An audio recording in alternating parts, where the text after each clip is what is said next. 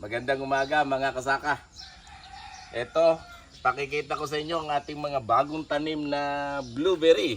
Ito yung tinatawag nating ayosep, ano?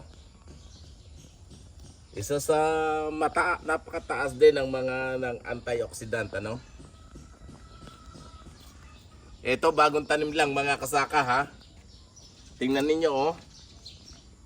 Meron na siyang bulaklak din, ano?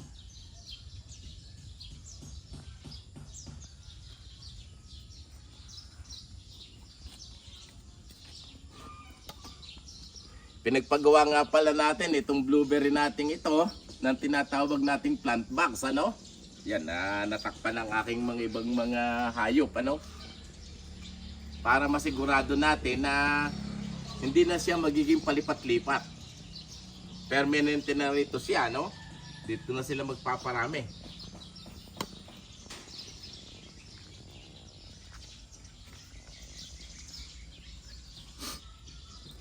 Eto, tingnan ninyo, oh. Maganda na kanyang suloy, ano? At sana, kahit dito sa Batangas, ano, ay makapagbuhay tayo ng ayosep o ng tinatawag natin na blueberry, ano? Ang nagiging problema natin, napakarami nating pagtatangka para magkaroon tayo ng mga halamang ayosep o blueberry dito sa Batangas. Pero unfortunately, hindi naging magtagumpay po tayo. So, ito na po yung ating katapusang pagtatangka para paramihin o buhayin ang tinatawag na blueberry dito sa lugar namin sa Batangas, ano, dito sa RLA Food Farm.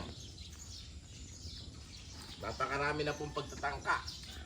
At ang aking napansin, na kapag inililipat natin ang ayosep o ang blueberry, namamatay po siya. Kaya ngayon, ginawa natin siya ng kanyang permanenteng tirahan, ano? Para masigurado natin na hindi na natin siya ililipat hanggang siya mamulaklak, mamunga, ay dito na po siya. Tapos ang target po natin, lalagyan din natin siya dito ng isang yung mga bubuyog, ano? Kahit isang box lang ng bubuyog para masigurado natin na may bubuyog na pupunta sa mga bulaklak nitong blueberry, ano?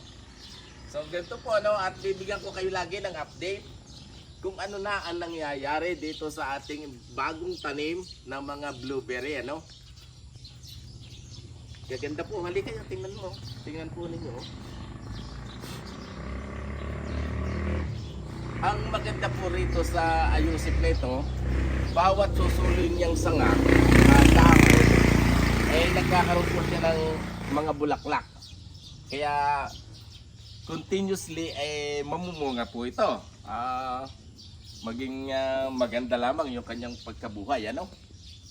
So, hanggang dito na lamang at sana lagi niyong panoorin ang aking mga video sa aking YouTube, ano?